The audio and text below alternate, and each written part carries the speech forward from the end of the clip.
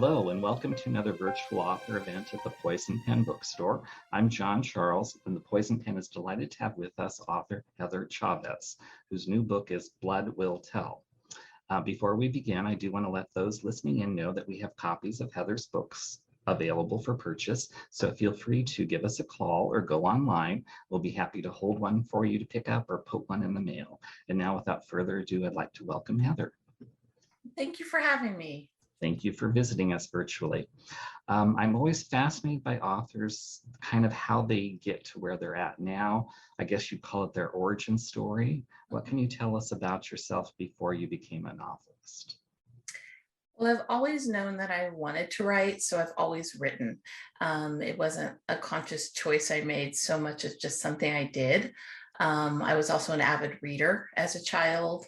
And, when I read Dean Koontz's The Whispers, I was 11 and I was like, oh, this is what I want to do. I want to write books like this. And who wouldn't? Who wouldn't want to write like Dean Koontz? So I just started then dabbling in like creepy novellas and all these short stories, and realized that genre just was not for me because I had just too much to say. It was hard to rein it in. And I admire anybody who can write a tight short story. And so then I ended up writing a few practice books in my 20s and 30s. I was actually working on the start of my fourth when I had an idea for No Bad Deed, and ended up having to switch gears entirely because I just was struck, and I really knew that was the book that I wanted to write in that moment. And so I did. I threw out that other book, and when I was done with No Bad Deed, with draft, I think 4, I ended up thinking, okay, this might be the book I can actually try to get an agent for. And so I went and started querying. And that's kind of the lead up of my life. I was also tried other things to kind of scratch that creative itch. I don't know if calling being a reporter's creative. It's the writing itch, I guess. Yeah, it can be. I mean, you don't make things up, but you do, try to figure out what angle you're going to come into a story from. So I did do that. And then I did some editing, which is, I think, the single biggest part of my career path that helped me be a writer, because it helped me learn to sacrifice parts of my writing for the sake of the story without being overly, sentimental about it.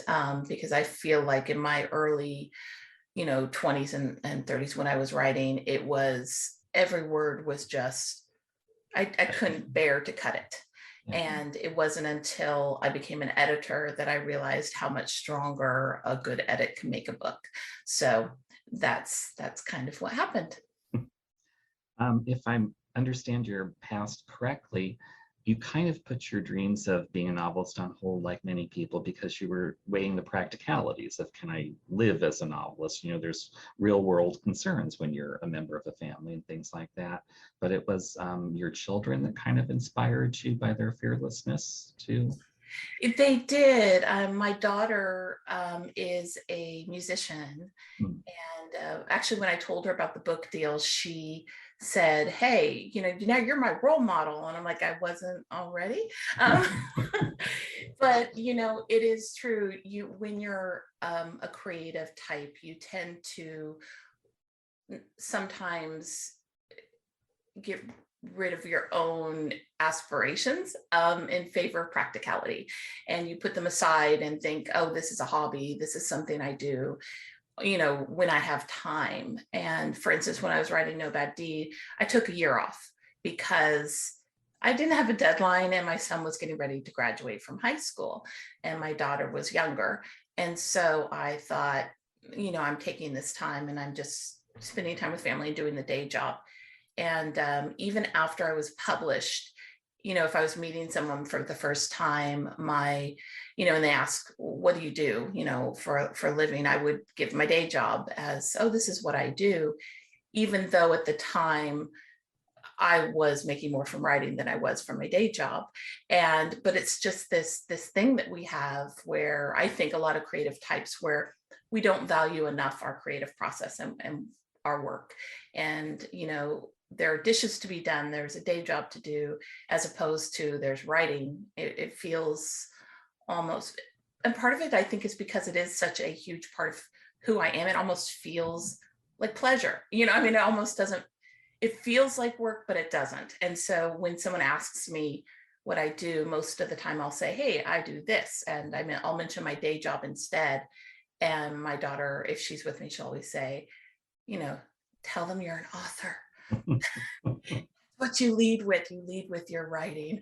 And so I do need to get better at that. Even now, working on book 3, even now um, I try to remind myself I'm an author. You are. And your first book is Fabulous No Good Deed. It was inspired by something you saw when you were picking up your daughter at school. Is that correct? Yes. My daughter, I was picking her up from after school care, and we were leaving the campus, and there was this young man who's probably about 14. He was walking across the grounds, and these 2 other boys about the same age just jumped him. They came across the grass, they just jumped him. And I had this moment of, what do I do? Do I call 911? How would I act differently if my daughter wasn't in the car? Which, if you've read No Bad Deed, you'll know that's kind of the opening line. And that thought just really stuck with me. And I didn't do anything because they scattered within seconds. I didn't even have time to make a conscious decision. I just kind of stopped the car and froze, and before I could even reach for my phone, or they were gone. And of course, then the writer in me is thinking, what happened before, that event. And of course, it was probably just they had beef with each other. But of course, I made these elaborate stories in my head, because that's what thriller writers do. We cling to the what if. And so that's ended up it's inspired the book. For those that are not familiar, can you tell us just a little bit about the story to intrigue us? Yeah, that this is there's a mom and veterinarian who's coming home late from a long shift, and she encounters a couple alongside the road. They're arguing, and then it turns into a physical fight. And she calls 911, and then, against the operator's advice, she gets out of the vehicle.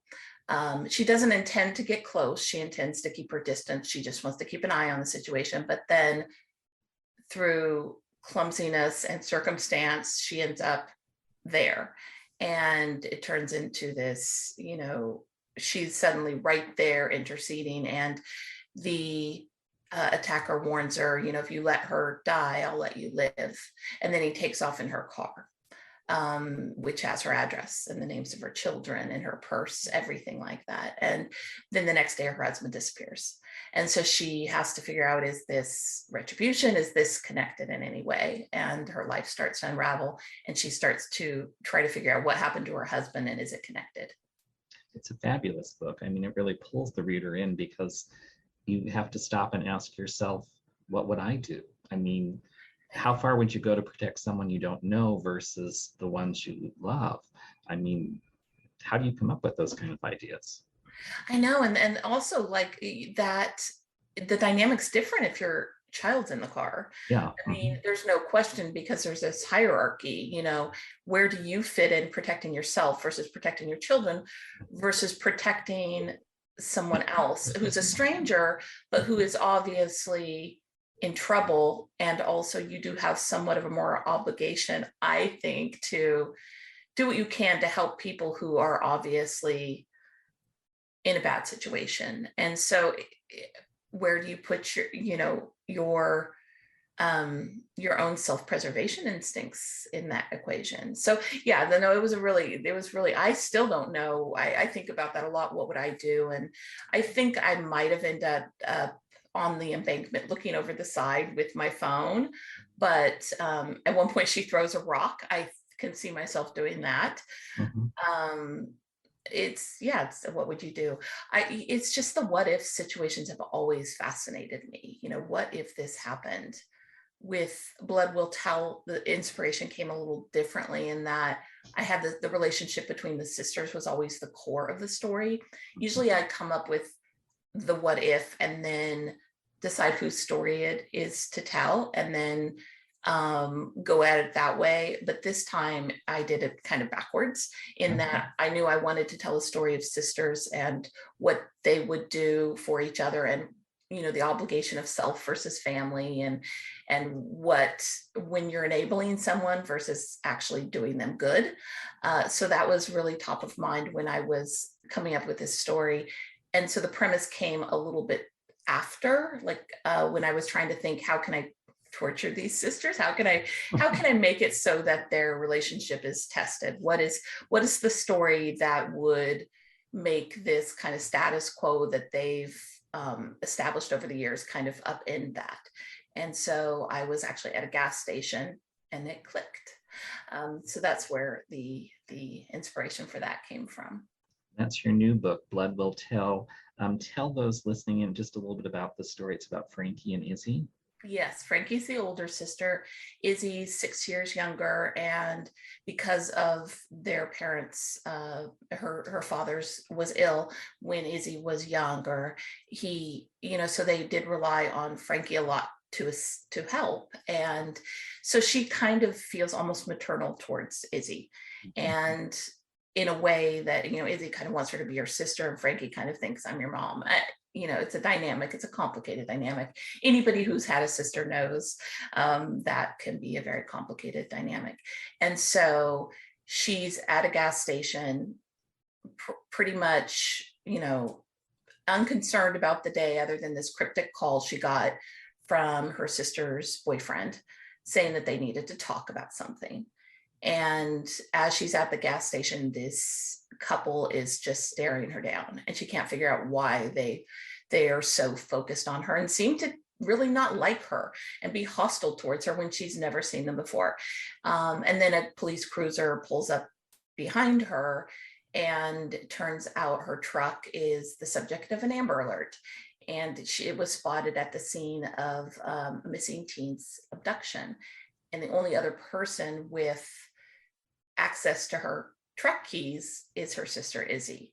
So, and then also there's the matter of the fact that Izzy, was also tied to a missing persons case 5 years earlier when another teen girl went missing.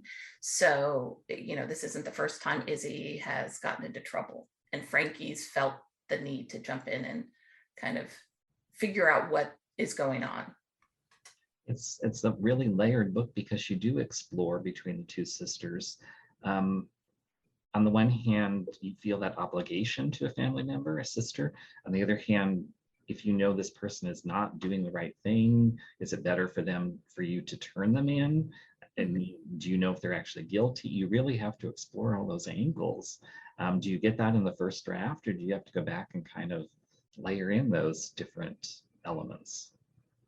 I feel like a lot changes in the second draft. I feel like with me, editing is where you layer.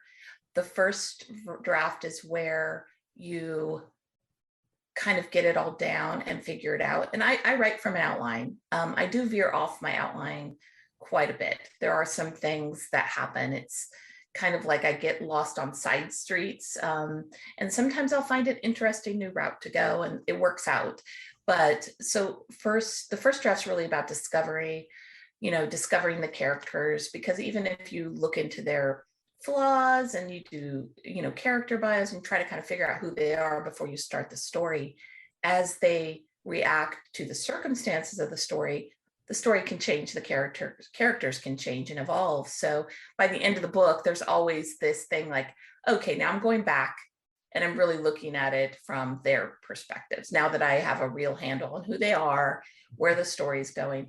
And yeah, so I do go back and layer stuff in, like there's a twist, Yes. and there is, there was stuff to support it. I always knew that was going to happen, but I realized it was a little too subtle, because I want my readers to be surprised, but I don't want them to be confused.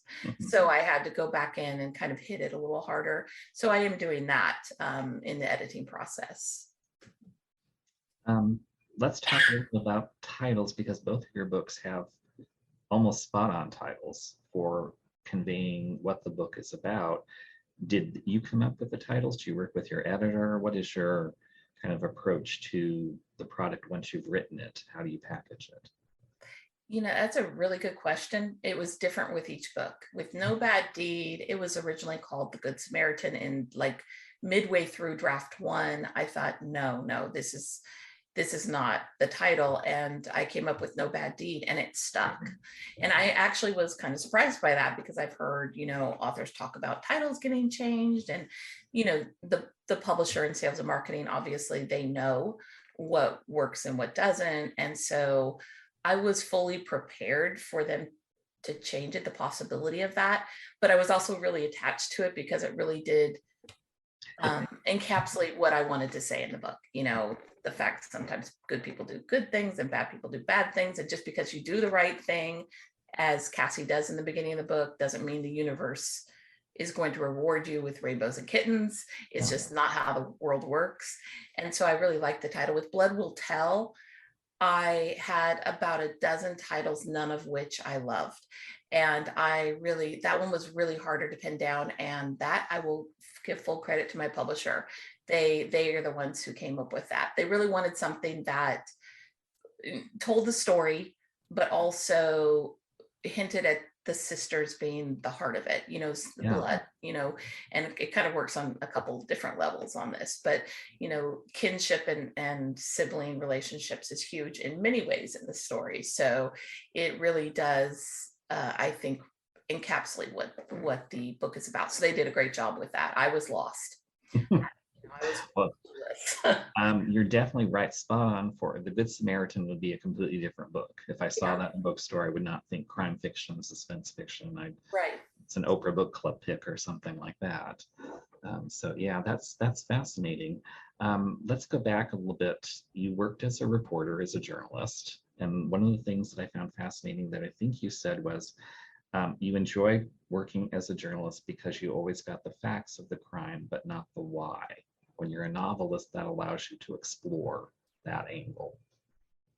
Yes, when you're a journalist, you're really, if it was a great job to have if you are interested in being an author, because it exposes you to so much about what goes on in the world, about how people act, but you don't get the why. You get the facts of the case. Sometimes you'll get what they say is the why, but the difference between being a novelist and being a reporter is one thing, you get to make things up.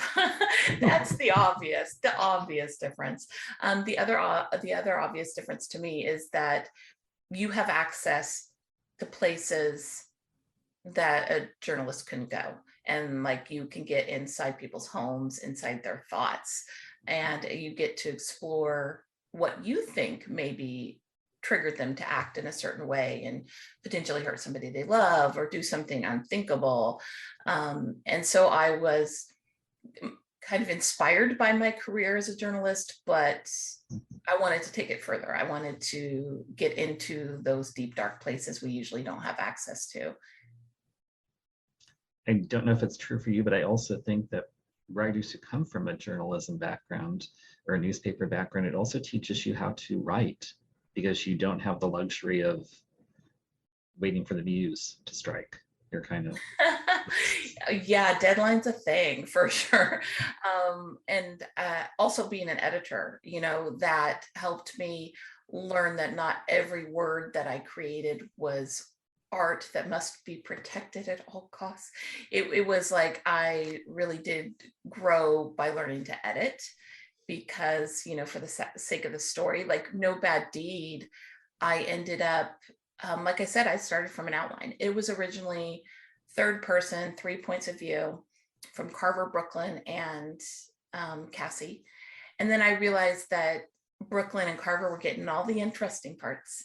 And I really wanted my protagonist to be more active, and also it was her story to tell. And so in draft 1.5, probably, I threw out 2/3 of the book and made it a first person from Cassie's point of view. And it evolved. It was not, I would say maybe 15, 20% maybe stayed from the first draft.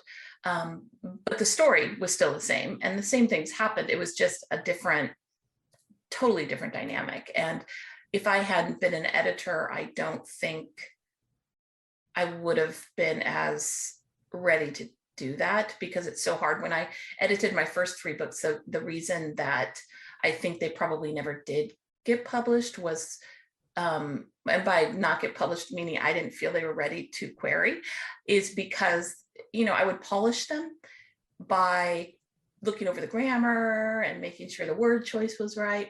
But, the big picture stuff, it was hard to really know how to take a look at that from the inside. And then once I became an editor, I was able to look at my work, I think, a little bit more objectively. And I think it helped me find my voice in a way that I hadn't before. So yeah, it definitely helped me the career in multiple ways, both as a reporter and as an editor. I'm guessing, but I think it's probably lucky that as one of your previous careers, it's good you did work as a journalist, because if you were working in any other kind of an office and you asked your coworkers, how would I kill someone? They might look at you a little bit oddly. Oh my gosh, yeah, it reminds me, about a month ago, my daughter suggested that we have this get to know you dinner with her best friend and her parents, because I'd met her best friend many times. But we'd only met her parents in passing. And so we decided we were going to all get together for dinner, the parents and the adult children. So we met, and I was getting to know her, and she mentioned what city she was from. And I'm like, oh my gosh, I have a really good friend from Benicia. And oh, she is so great. I mean, like, whenever I need to figure out where to bury a body or how best to kill someone, she's like one of the 2 people that I routinely text and figure out how to do that. And my daughter whispers, leans over and whispers, "Mom, she doesn't know you're a writer." And it was funny seeing her expression change when she heard my daughter. She's like, because she was like, had this really like kind of confused expression on her face. And then she's like, "Oh, okay, yeah. Mm-hmm. I get it now. You're not crazy." So You talked a little bit about your voice, or what some publishers like to call an author's brand. For someone who's new to you, how would you describe your writing, if you had to? I tend to write, my story is always going to have a heart of some kind. Probably going to be family or relationship driven. And by relationship, I mean, it could be the relationship between, Siblings or parents? siblings, sisters. It could be, loved one friendship, but it would be something on a deeper level, because you have to read your book so many times as an author, that I feel like if I don't have a deep emotional connection to it in some way, it's going to be really hard to read it that 10th, 12th, 30th time. And so, it's always going to have a heart. It's always going to have, it's always going to be a standalone, probably. I mean, some people have asked me if I'd ever do a series. And I think if I found the right character, but I do like it, that story of the average person being put in a situation that they're not equipped to deal with, both emotionally and physically, that all of a sudden their life is threatened. I like personal stakes.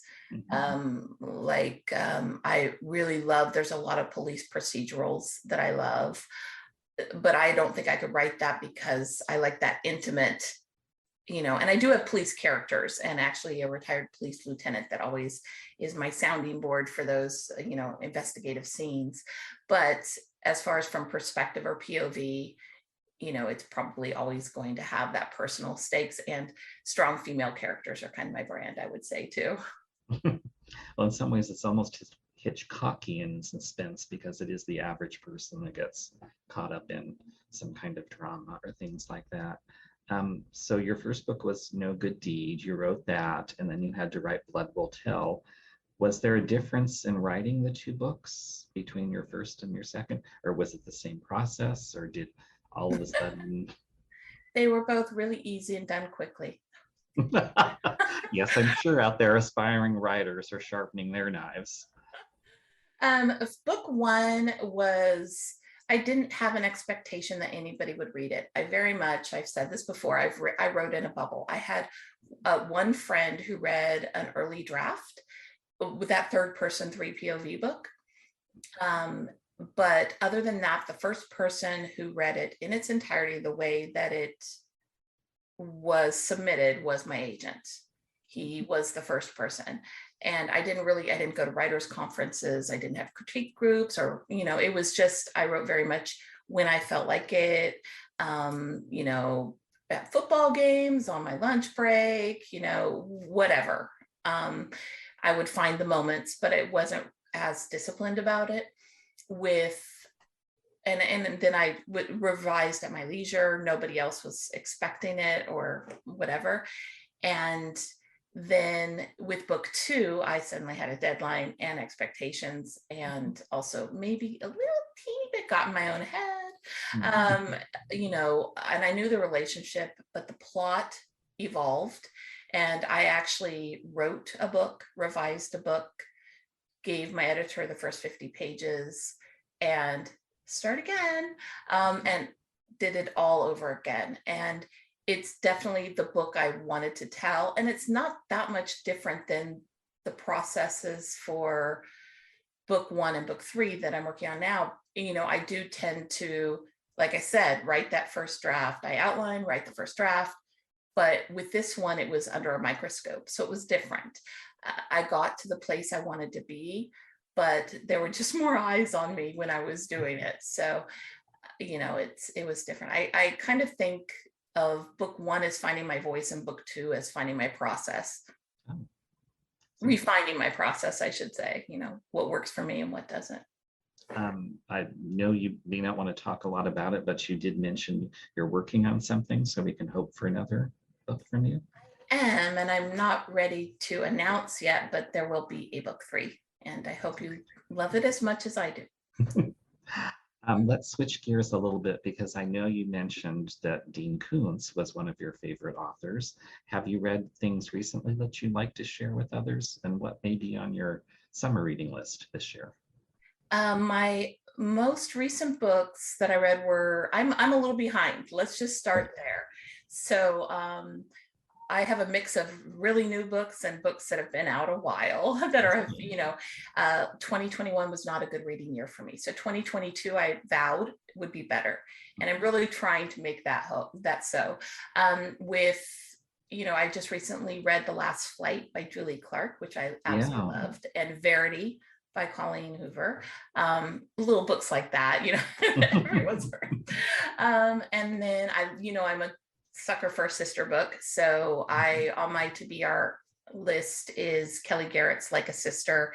And then also, I don't normally read outside my genre, but I have been more lately, and I'm really looking forward to The Soviet Sisters by Annika Scott, which is historical fiction, and that will be out this summer as well. And I just started Watch Out for Her by Samantha Bailey. That's the one I'm currently reading. And I think the other one that I'm going to read coming up is The Island by Adrienne McKenty, because I absolutely love the chain. I love high concept hooky books that also have heart. I guess is kind of where that's your brand. Yeah, I mean, that was a quicker way of saying it, wasn't it? I told you I couldn't write short stories. Apparently I can't write pitches either. Well, I can't believe how quickly our time has already flown by. Before we run out, if readers want to learn more about you and your books, do you have social media platforms you frequent? How can they find out more? I do. I have a website, easy to remember, heatherchavez.com. So anything you can find there. And then I'm on Instagram and Twitter as IAM HR Chavez. And then I'm on Facebook as under my name. Well, I want to thank Heather for taking time to be with us today and talk about her books, No Good Deed and Blood Will Tell. And I'd like to thank everyone who's been tuning in and listening to another virtual author event at the Poison Pen Bookstore. Thank you, Heather. Thank you. Hello. We hope you're enjoying our programs and podcasts with authors. We'd like to expand them, and your help would be appreciated. Please make a donation at poisonedpenfoundation.org. 100% of the proceeds will go to help connect authors with readers in this difficult time. Thank you.